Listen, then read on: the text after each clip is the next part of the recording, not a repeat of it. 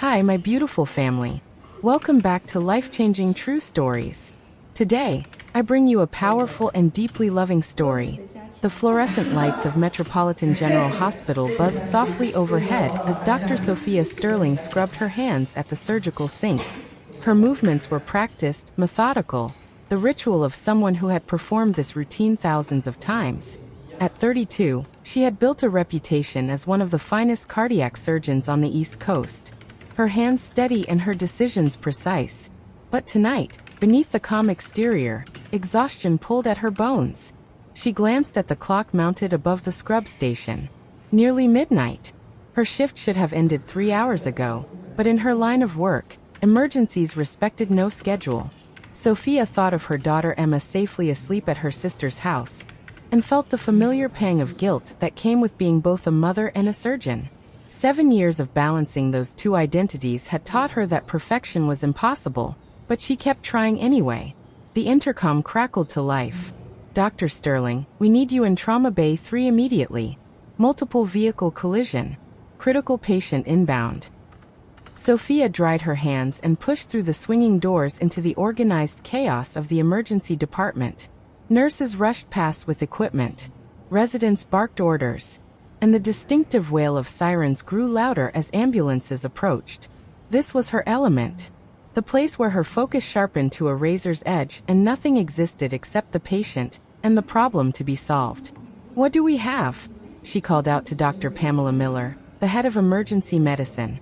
"Male, late 30s, severe chest trauma from steering wheel impact, possible cardiac contusion, definitely multiple rib fractures. He's coding in the ambulance." Pamela's face was grim. "They're doing compressions now." The automatic doors burst open and paramedics rushed in with the gurney. Sophia moved into position, her mind already running through protocols and procedures. She glanced down at the patient as they transferred him to the trauma bed, and her world tilted violently on its axis. Time seemed to slow, sounds becoming muffled and distant. The face beneath the oxygen mask, bloodied and bruised, was one she had memorized in another lifetime, one she had tried desperately to forget. Jacob Calloway. 7 years dissolved in an instant. She was 25 again, standing in that upscale Manhattan restaurant where she had been waiting tables to pay for medical school. He had walked in wearing a tailored suit and a smile that could melt glaciers. And when their eyes met, Sophia had felt something shift in the universe. He told her later that he knew in that moment she would change his life. He had been right, though not in the way either of them expected. Their courtship had been a whirlwind. Jacob owned a rapidly expanding tech company, his days filled with meetings and deals, but he made time for her. Coffee before her early classes, stolen lunches between her clinical rotations, late dinners where they talked until the restaurants closed around them. He understood her ambition because he shared it. He supported her dreams while building his own empire.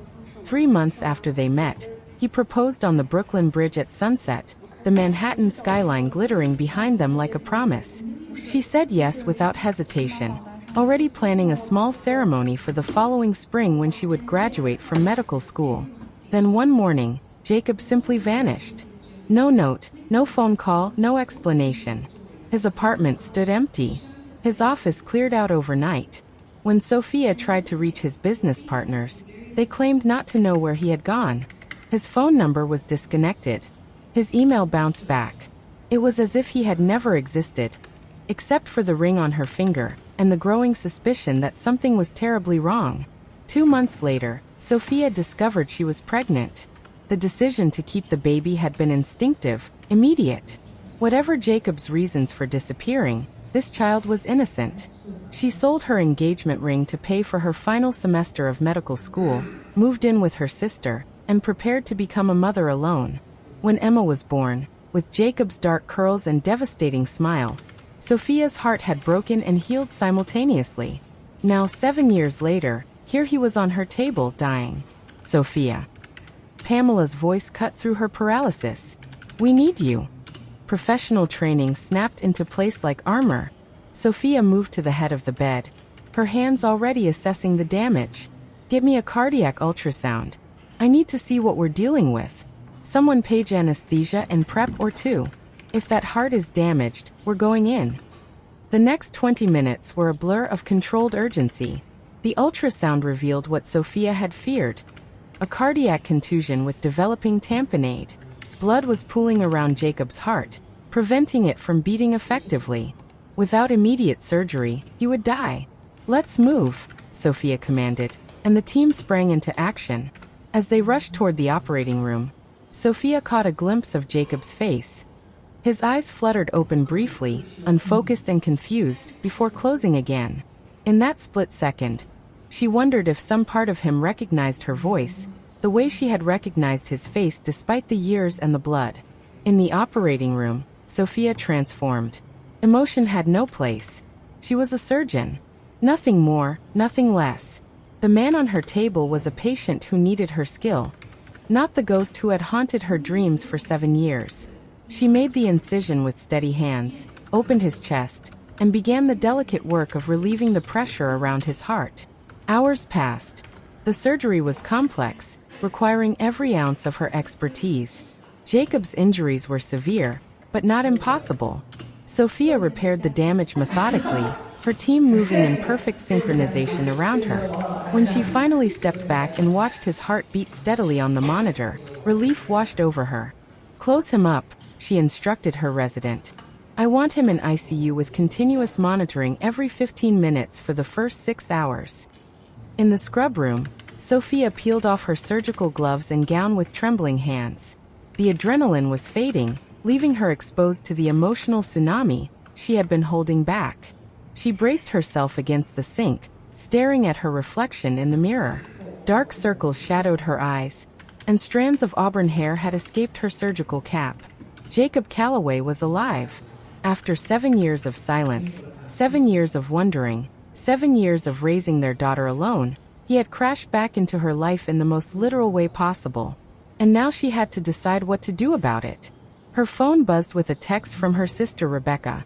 "Emma wants to know when you're coming home. I told her you're saving lives." She said, "That's what superheroes do." Sophia's eyes filled with tears. Emma, her brilliant, beautiful daughter who loved dinosaurs and ballet in equal measure, who asked a million questions and gave the best hugs in the world. Emma, who had Jacob's smile and Sophia's determination. Emma, who had never met her father and had stopped asking about him 2 years ago. What would she tell her daughter now? How could she explain that the father Emma had never known was lying in a hospital bed 3 floors above them, alive but broken? And more pressingly, what would she say to Jacob when he woke up and saw her standing over him? Sophia dried her eyes and straightened her shoulders. She would face this the way she faced everything, one step at a time, with as much grace as she could muster. But first, she needed to see him one more time, to confirm that this was real and not some exhaustion-induced hallucination. The ICU was quiet, most patients sedated for the night. Sophia nodded to the nurse at the station and walked to the room at the end of the hall. Through the glass window, she could see Jacob connected to a web of monitors and tubes. His chest rose and fell with mechanical precision, the ventilator doing the work his body could not yet manage alone. She pushed open the door and entered, her footsteps silent on the linoleum floor. Up close, she could see the changes 7 years had carved into his features, new lines around his eyes, a scar on his left temple, silver threading through his dark hair. He looked older, harder, as if life had not been kind to him either. Sophia pulled up a chair and sat down, her eyes never leaving his face. "I saved your life tonight," she whispered into the quiet room.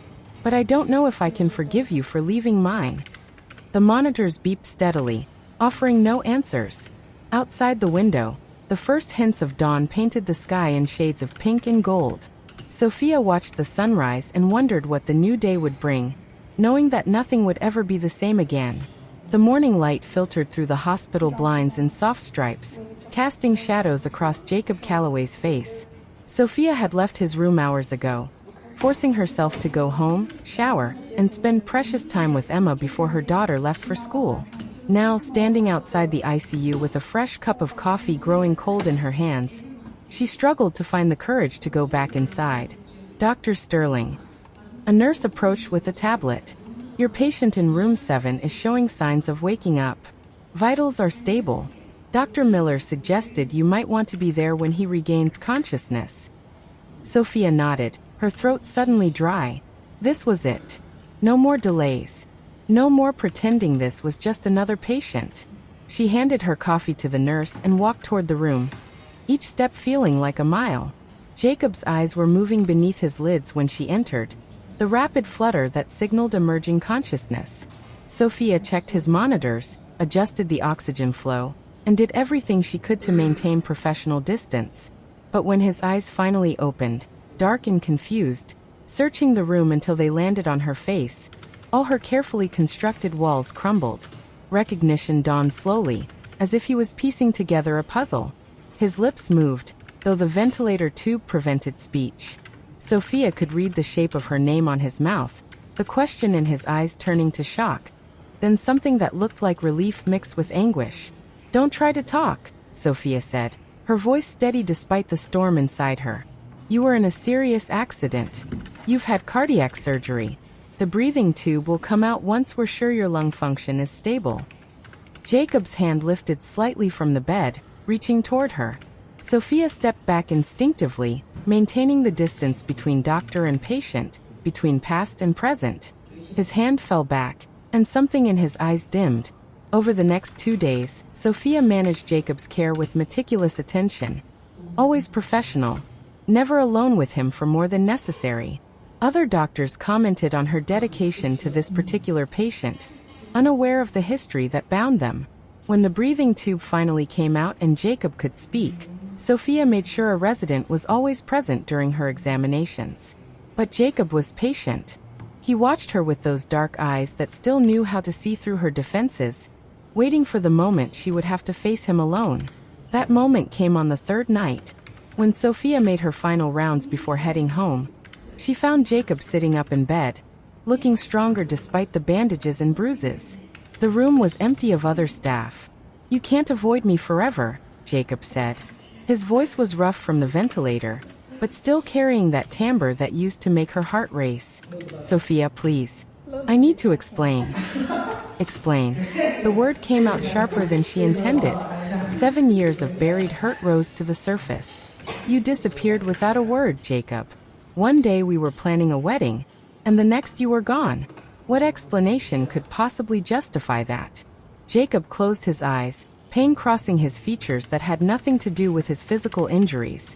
"I was trying to protect you. God, Sophia, I was trying to save your life." "That makes no sense." Sophia crossed her arms, holding herself together. "We were happy. Everything was perfect." "Nothing was perfect." Jacob's voice cracked. "My company was involved in something dangerous. I didn't know it at first, but my business partner was using our technology to facilitate illegal transactions.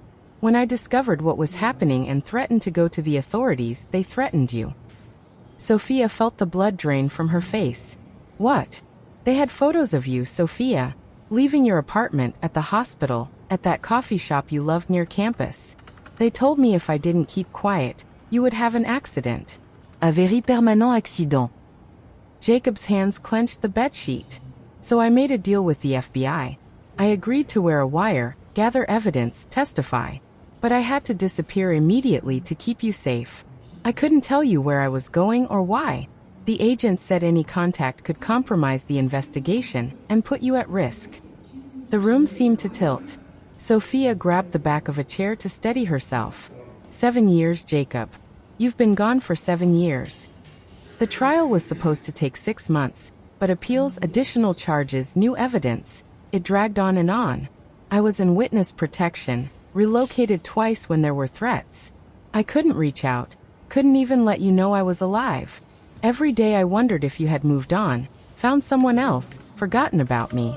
But I couldn't risk your safety by making contact. Sophia's mind reeled, trying to process this information, trying to reconcile 7 years of anger and abandonment with this explanation. You could have sent a message through the FBI, something to let me know you hadn't just abandoned me. I tried. Jacob's voice broke. 6 months in, I begged them to let me send word that I was okay. They refused. Said any communication could be traced, could alert the organization that I was still cooperating. These weren't ordinary criminals, Sophia. They had connections everywhere, including law enforcement. The FBI couldn't risk it. Silence filled the room, heavy with unsaid words and lost years. Sophia wanted to be angry, wanted to hold on to the righteous fury that had sustained her through sleepless nights and lonely moments. But underneath the anger was something more complicated. Understanding mixed with grief for the time they had lost. The case finally closed 3 months ago, Jacob continued. All the appeals exhausted, everyone involved either in prison or dead.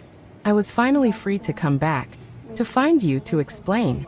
I spent weeks trying to track you down, and then... He gestured at the hospital room. The universe decided to speed up the reunion. Sophia sank into the chair, her legs no longer willing to hold her. 3 months. You've been free for 3 months and you hadn't found me yet. You're not exactly easy to find, Dr. Sterling. A ghost of his old smile touched his lips. You kept your maiden name, changed cities for your residency. I was working with old information, addresses that were 7 years out of date. But I would have found you eventually. I never stopped looking. The door to the room suddenly swung open, and a small voice called out, "Mommy!" Sophia's heart stopped. She spun around to see Emma standing in the doorway, her hand held by Sophia's sister, Rebecca. The little girl wore her favorite purple dress with dinosaur sneakers, her dark curls bouncing as she ran toward Sophia. "Tia, Rebecca said we could surprise you at work," Emma announced proudly, throwing her arms around Sophia's waist. Then she noticed Jacob in the bed and tilted her head curiously. "Who's that?" Time seemed to suspend. Sophia looked at her daughter, then at Jacob, who had gone completely still. His eyes were wide and fixed on Emma's face. She watched him take in every detail. The dark curls that matched his own, the distinctive shape of her eyes, the smile that was a perfect blend of both parents. "Emma," Jacob whispered, the name falling from his lips like a prayer. Emma looked up at her mother, confused. "How does he know my name?" Rebecca stood frozen in the doorway, her face pale as she too recognized Jacob. Her eyes met Sophia's, silently asking if she should take Emma away, but Sophia shook her head slightly. This moment had been inevitable from the second Jacob woke up in her hospital. "Emma, sweetie."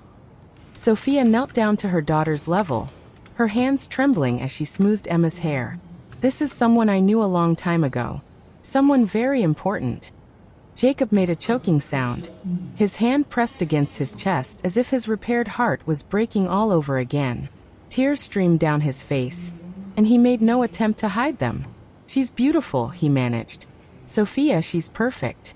Emma walked closer to the bed, fearless as always, studying Jacob with the intense curiosity of a 7-year-old. "Why are you crying? Does it hurt a lot?" "No, sweetheart," Jacob said, his voice thick with emotion. "I'm crying because I'm happy. Sometimes people cry when they're very, very happy." "That's silly," Emma declared, but her expression was kind. "Mommy says you had surgery. She fixes people's hearts. Did she fix yours?" "Yes," Jacob said, looking directly at Sophia. "She fixed my heart in more ways than one." Sophia felt her own tears threatening. This was too much, too fast. Emma didn't understand what was happening, and Jacob was looking at his daughter for the first time. 7 years of fatherhood compressed into a single overwhelming moment. Rebecca cleared her throat gently. "Sophia, I can take Emma to the cafeteria.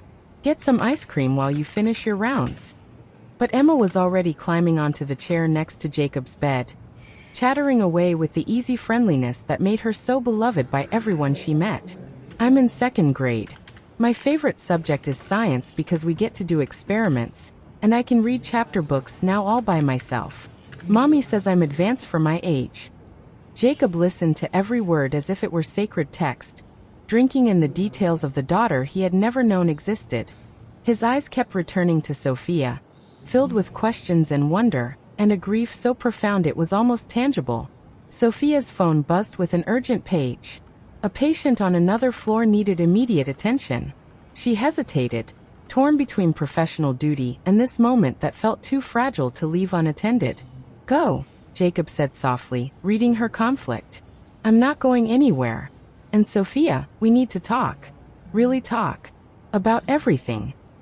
Sophia nodded, unable to speak past the lump in her throat. She kissed Emma's head and whispered to Rebecca to stay close, then forced herself to leave the room. In the hallway, she leaned against the wall and let out a shaky breath. Everything had changed. Jacob knew about Emma now, and there was no going back.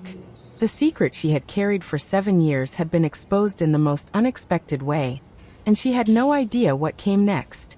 But as she walked toward her waiting patient, Sophia realized something surprising. Beneath the fear and confusion, there was a small seed of relief. The truth was finally out. And whatever happened now, at least they would face it honestly. In the room behind her, Jacob held his daughter's small hand in his larger one, listening to her talk about dinosaurs and ballet, and the chapter book she was reading about space explorers. Each word was a gift he had never expected to receive, and he held on to every syllable like a drowning man holds on to driftwood. 7 years had been stolen from him, but he vowed that not one more day would pass without him being part of Emma's life. Whatever it took, however long it required, he would prove to Sophia that he deserved a second chance, not just with her, but with the daughter he already loved more than life itself. The days following Emma's unexpected meeting with Jacob felt like walking through a dreamscape where reality kept shifting beneath Sophia's feet. She had spent 7 years building a carefully structured life, and now every foundation felt uncertain. Jacob was recovering rapidly. His strong constitution and determination were accelerating his healing beyond typical timelines. But the physical recovery was nothing compared to the emotional complexity that now tangled all their lives together. Sophia had finally told Emma the truth 3 days after that first encounter. They sat together on Emma's bed, surrounded by stuffed animals and drawings of dinosaurs wearing tutus, and Sophia explained in simple terms that Jacob was her father. Emma had listened with wide eyes, processing the information with the remarkable adaptability of children. "So he didn't leave because he didn't want us?" Emma had asked, her small hand clutching her mother's. "No, baby. He left to keep us safe. He's always wanted us, even when he couldn't be here." Emma had nodded solemnly, then asked the question that broke Sophia's heart. "Is he going to leave again?" Sophia couldn't answer with certainty, and that terrified her more than anything. But she had promised Emma they would figure it out together, and that was the best she could offer. Now, a week after the accident, Jacob was being transferred from the ICU to a regular recovery room. Sophia stood at the nurse's station reviewing his discharge plan when she felt a presence beside her. "Can't avoid having a real conversation with me forever," Jacob said quietly. He had somehow convinced a nurse to let him walk the hallway, though he moved slowly, one hand pressed against his healing chest. "You should be resting," Sophia replied, not looking up from the chart. "I've been resting for a week. What I need is to talk to you. Really talk. Not doctor to patient, you and me." His voice held a note of desperation that made her finally meet his eyes. "Please, Sophia. I know I have no right to ask for anything, but I'm asking anyway." Sophia glanced around the busy corridor, then made a decision. "There's a consultation room down the hall. It's private." They walked in silence, Jacob moving carefully, Sophia maintaining a professional distance. Inside the small room with its single window overlooking the hospital garden, they faced each other for the first time without the buffer of medical procedures or Emma's innocent presence. "I have so many questions," Sophia began, her voice trembling slightly. "About where you've been, what you've done, whether you've thought about us all these years." "Every single day," Jacob said immediately. "Not a day passed without me thinking about you, wondering if you were okay, if you had moved on. I kept a photo of us hidden in my wallet through 3 different identities. The agent said I shouldn't, that it was dangerous, but I couldn't let go of the only tangible proof that you were real and not just a dream I'd had." Sophia felt tears prick her eyes but blinked them back. "When did you find out about Emma?" "Actually, when I woke up. The moment I saw her face, I knew." Jacob's voice cracked. "She has my eyes, my hair, but your smile, your spirit. 7 years old. The timing was unmistakable. Why didn't you try to find me?" Sophia's frustration boiled over. "You vanished completely, Jacob. I tried everything. I filed missing person reports, hired a private investigator with money I couldn't spare, called every contact of yours I could find. Everyone claimed they didn't know where you were. After a while, I had to accept that you were either dead or you had chosen to leave. Either way, I had a baby coming, and I had to focus on surviving. I'm so sorry. Jacob stepped closer, his hand reaching for hers. I'm sorry you went through the pregnancy alone. That I missed her birth, her first steps, her first words. I'm sorry for every birthday, every milestone, every moment I should have been there and wasn't. If I could change it, I would. But I can't. So all I can do is ask for the chance to be there now. Sophia looked down at their joined hands, his warm and solid around hers. It's not just about you and me anymore. It's about Emma. She's already getting attached to you. And if you're not ready to be a constant presence in her life, if there's any chance you'll disappear again, I need to know now, before she gets hurt. I'm not going anywhere. Jacob's grip tightened. The case is closed, Sophia. The organization is dismantled. I've been cleared to return to my life. I sold my company while I was in witness protection and invested the money wisely. I'm financially stable. I'm free, and I want nothing more than to be Emma's father, to be there for every soccer game, every school play, every scraped knee and bad dream. I want to make up for lost time. You can't make up for 7 years, Sophia said quietly. Those years are gone, but maybe we can build something new going forward. Hope blazed in Jacob's eyes. I'll take whatever you're willing to give me. Supervised visits, phone calls, anything. Just don't shut me out completely. Sophia pulled her hand away gently, needing space to think. I need to consider what's best for Emma. She's thriving, happy, adjusted. I can't risk destabilizing her life. I would never do that. Jacob's intensity was almost overwhelming. Let me prove it to you. Give me a chance to show you I can be the father she deserves. Before Sophia could respond, her pager went off. Emergency in the ER. She glanced at the message, then back at Jacob. I have to go. But Jacob, we'll figure this out. I promise. Just give me time to process everything. She left him standing in the consultation room, his expression a mixture of hope and fear. As Sophia rushed to the emergency department, her mind was already planning. She would set boundaries, establish a schedule for Jacob to spend time with Emma in controlled settings. She would protect her daughter while giving Jacob the opportunity to prove himself. It was the only way forward. But 3 days later, everything changed again. Sophia was in surgery when her phone began buzzing incessantly in her locker. When she finally emerged 6 hours later, exhausted from a complex valve replacement, she found 20 missed calls and a dozen urgent text messages.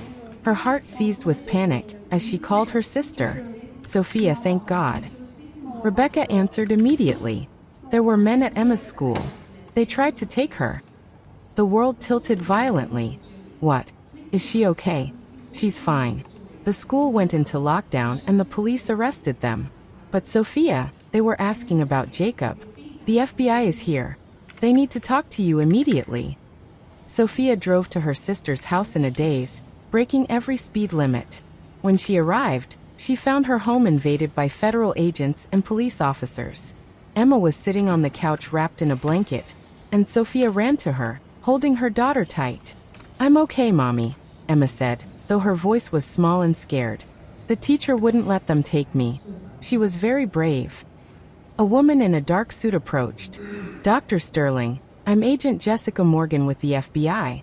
We need to discuss Jacob Calloway. Sophia's blood ran cold. I thought his case was closed. It was. Agent Morgan's face was grave. But it appears we missed someone. A lieutenant in the organization who was operating overseas. He returned to the country 2 weeks ago, and we believe he's been tracking Jacob. When he couldn't locate Jacob directly, he started looking for leverage. Emma. Sophia whispered, horror washing over her. We have him in custody now, along with his accomplices. But Dr. Sterling, I need you to understand something. Agent Morgan's voice softened. Jacob saved your daughter's life today. Sophia's head snapped up. What? Agent Morgan pulled out her phone and showed Sophia a series of photographs. Jacob had a private security team watching both you and Emma from the moment he was released from the ICU. When the suspects approached the school, his team alerted us and the local police simultaneously. They blocked the suspect's escape route and ensured Emma's safety until law enforcement arrived. Jacob has been protecting you both. even before you knew you needed protection. Sophia felt her legs give out. She sank onto the couch next to Emma, trying to process this information. Jacob had been protecting them silently, without asking for credit or recognition. "Where is he?" Sophia asked. "He's at the police station giving his statement. The threat is neutralized now, Dr. Sterling. This was the last loose end. You and your daughter are safe." After the agents left and Emma was finally asleep in her bed, Sophia made a decision. She called Jacob's cell phone number, which she had saved but never used. "Sophia." He answered on the first ring, his voice rough with emotion. "Is Emma okay?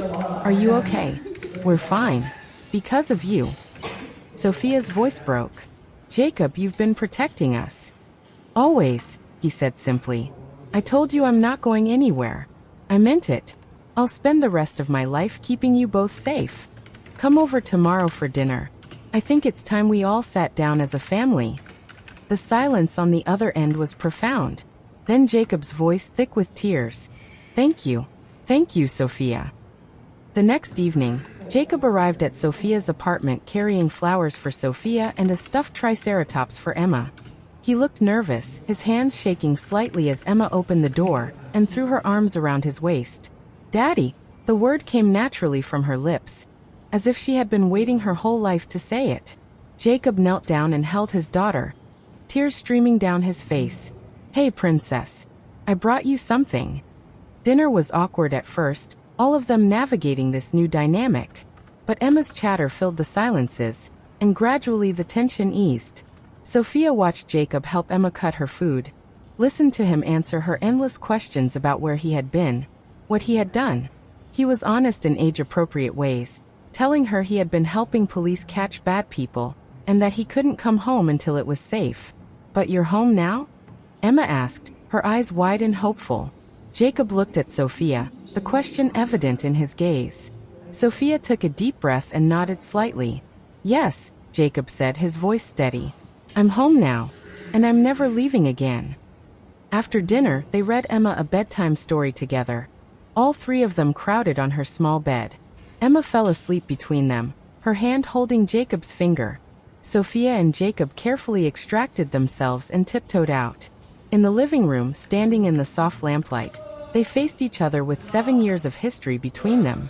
"I don't know if we can go back to what we were," Sophia said honestly. "Too much has happened. We're different people now." "I don't want to go back," Jacob replied. "I want to go forward. I want to build something new, something stronger. I know I have to earn your trust again, and Emma's too. I'm prepared to spend however long it takes." Sophia studied his face, seeing the changes time had carved there, but also seeing the man she had fallen in love with all those years ago. "I can't promise it will be easy. I have walls now that weren't there before. I've learned to protect myself and Emma. I know, and I'll prove to you day by day that those walls can come down safely." Jacob reached out and gently tucked a strand of hair behind her ear, the gesture achingly familiar. "I never stopped loving you, Sophia. Not for a single day." Sophia felt her carefully constructed defenses cracking. "I tried to stop loving you for 7 years. I tried, but I never could quite manage it."